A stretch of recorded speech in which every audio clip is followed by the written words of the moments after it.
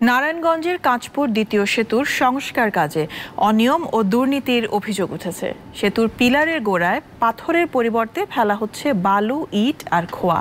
তবে অনিয়মের কথা অস্বীকার করেছে ঠিকাদারি প্রতিষ্ঠান।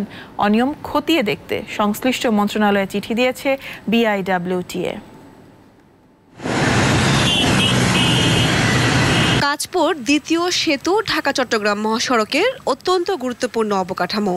নারায়ণগঞ্জের সিদ্ধিরগঞ্জে শীতলক্ষ্যা নদীর উপর তৈরি এই সেতুর সংস্কার কাজ করছে পার্ল ইঞ্জিনিয়ারিং নামের একটি প্রতিষ্ঠান। এতে ব্যয় ধরা হয়েছে 1250 কোটি টাকা। দরপত্র অনুযায়ী সেতুর পিলারের গোড়ায় বড় বড় পাথরের টুকরা ফেলার কথা, তবে সেখানে বালু, ইট ও খোয়া ফেলার অভিযোগ উঠেছে। তবে তা অস্বীকার করেছে ঠিকাদারি প্রতিষ্ঠান। পুরাতন কংক্রিট, ভাঙা কংক্রিট। তো এটাতে তো বড় বড় পাথর ফেলার কথা, যেটা মানে নদীতে ভেসে যাবে।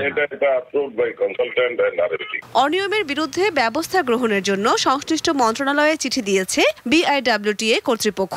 যে নদীর নাব্যতা যেন বিনষ্ট না হয়, এই বিষয়টার প্রতি খেয়াল রেখে কাজটা এগিয়ে যেতে হবে।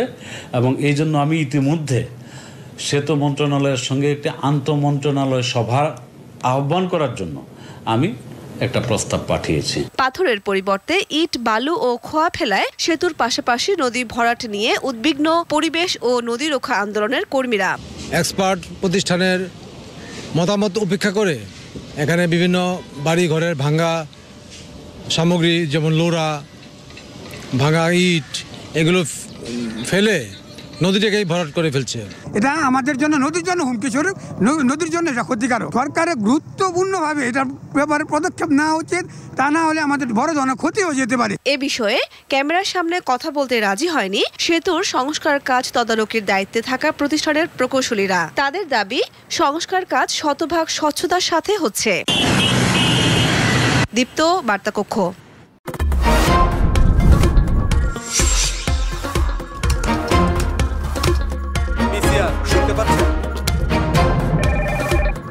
হ্যালো,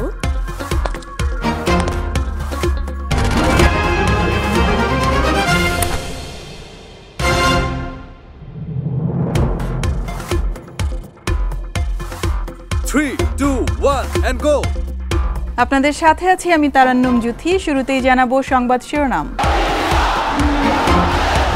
দীপ্ত সংবাদ, সকাল 10টা, দুপুর 12টা, বিকাল 3টা, সন্ধ্যা 6টা 50 মিনিট এবং রাত 10টা 30 মিনিটে।